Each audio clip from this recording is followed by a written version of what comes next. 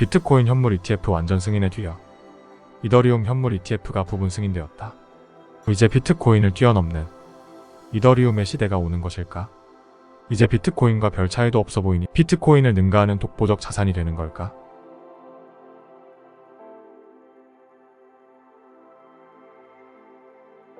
SEC는 홈페이지를 통해 지난주 이더리움 ETF를 부분 승인했다. 신중한 검토 끝에 위원회는 ETF 제한이 거래소법과 그에 따른 국가증권거래소에 적용되는 규칙 및 규정과 일치한다는 사실을 확인했다. 단, 이더리움 현물 ETF가 정식으로 미국 증권시장에서 거래되기 위해서는 SEC로부터 S1까지 승인을 받아야만 한다. 현재로서는 19B4만 승인을 받은 상태이다.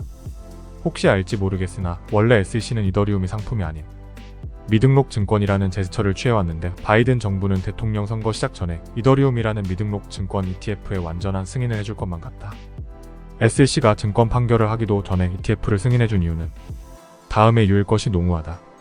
첫째, 암호화폐 친화적인 트럼프의 밀림으로 표를 얻고자 이더리움 등 증권도 급히 통과시킨 것이다. 즉, SEC를 압박했을 것이라 보여진다. 둘째, 월가에서 비트코인 ETF 출시로 엄청난 재미를 보고 나니까 여타 알트들도 ETF를 상장시켜서 돈을 벌고 싶은 것이다.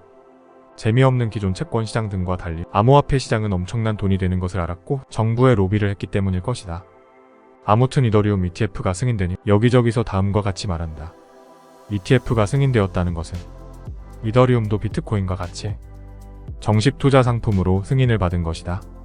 그러니 비트코인과 무슨 차이가 있단 말인가? 이제 이더리움이 비트코인을 능가할 것이다. 결론부터 말하자면 안타깝지만 이더리움은 비트코인과 비교 대상 자체가 아니다. 이더리움뿐만 아니라 모든 알트코인, C코인은 비트코인과의 비교 대상 자체가 아니며 서로 비교될 수도 없다. 사토시 나카모토는 이메일에서 과거에 다음과 같이 말했다. 비트코인 이후의 모든 알트코인들은 C코인이라고. 그는 왜 이렇게 말했을까? 혹시 당신이 이 차이점에 대해 이미 안다면 비트코인이 무엇인지에 대해 잘 아는 사람이며 비트코인 이외의 알트는 당연히 사지 않을 것이다. 간단히 차이점에 대해 알려주자면 비트코인은 주인이 없으며 소스코드가 전세계 그 누구나 볼 수 있도록 인터넷상에 오픈소스로 공개되어 있으며 깃허브에 들어가면 확인할 수 있다. 반면 이더리움을 포함한 모든 알트코인들은 어떨까? CEO가 그 코인의 주인이며 프리마이닝을 통해 물량을 대량 확보한다. 즉 코인 발행 초기에 그들은 물량 대량 확보를 통해 대주주가 된다. 그리고 소스코드는 그들 회사 내부에서 마음대로 바꾸며 너무 하고 싶은 것이 많은지 프로토콜을 계속해서 바꿔댄다.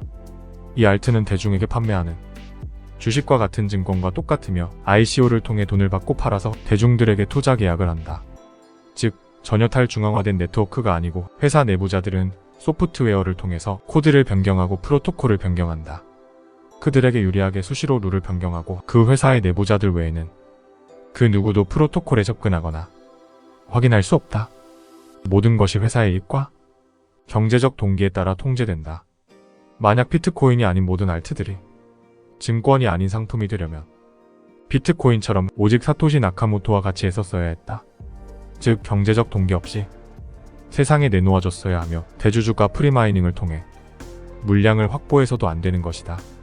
그리고 마음대로 수시로 프로토콜과 룰을 바꾸지 않고 외부 누구라도 소스코드와 프로토콜을 확인할 수 있도록 해야 한다. 당신이 알트코인을 산다면 테라루나 사태를 생각해보면 쉽다. 당신은 증권이자 알트코인 회사와 투자 계약을 맺은 것뿐이고 회사의 지침과 방침대로 통제되며 언제든 당신의 알트코인 즉 증권은 공중으로 사라질 가능성을 내포하고 있다. 회사와 CEO가 탐욕을 부리거나 소스코드와 프로토콜을 바꾸거나 회사에 어떠한 이슈가 발생하면 테라루나와 같이 상장 폐지가 되며 당신이 투자했던 모든 돈은 날아간다. 당신은 그저 증권에 투자한 것에 불과하기 때문이다. 알트코인을 발행한 모든 회사의 주 목적은 ICO를 통해 자금을 조달하는 것, 즉 그들 회사와 내부 임직원을 위해서 돈을 한탕 크게 끌어모으는 것이고 대중들은 그저 돈을 대주는 사람들에 불과한 것이다. 투자 노예 계약을 체결한 것이다. 그럼 비트코인은 어떨까?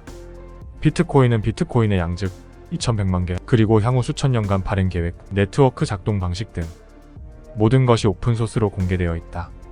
그리고 비트코인 탄생 이후 비트코인의 프로토콜과 정책은 단 한 번도 바뀐 적이 없으며 앞으로도 평생 바뀌지 못하도록 설정되어 있다. 누가 이것을 바꾸고 싶다면 오픈소스에서 마음껏 제한은 가능하나 기존의 비트코인 플로드들의 동의를 안 할 것이기 때문에 비트코인 골드, 비트코인 캐시 등과 같은 또 다른 알트코인과 쉿코인들이 탄생하게 될 뿐이다. 비트코인 하드포크를 통해 비트코인 캐시 골드 등 쉿코인들이 파생되어도 비트코인과는 전혀 상관이 없으며 비트코인은 바뀌지 않고 불변한다. 즉 비트코인 프로토콜은 영원하다. 그리고 그 소스코드 역시 누구나 볼 수 있다. 비트코인은 주인이 없으며 당신은 어떠한 주인과 회사와도 투자 계약을 맺은 것도 아니다. 당신이 비트코인을 소유한다면 그 어떤 회사에도 종속되어 있지 않으며 그 어떤 누구와도 투자 노예 계약은 안 맺었으며 당신만의 온전한 자산과 화폐를 갖는 것이다. 즉 당신이 비트코인을 투자하고 보관한다는 것은 그 어떤 누구도 당신의 자산을 침해하거나 조작하거나 빼앗을 수 없으며 그 어떤 정부나 회사나 그 어떤 누구로부터 완전히 독립된 소유권, 자주권을 갖게 되는 것이다.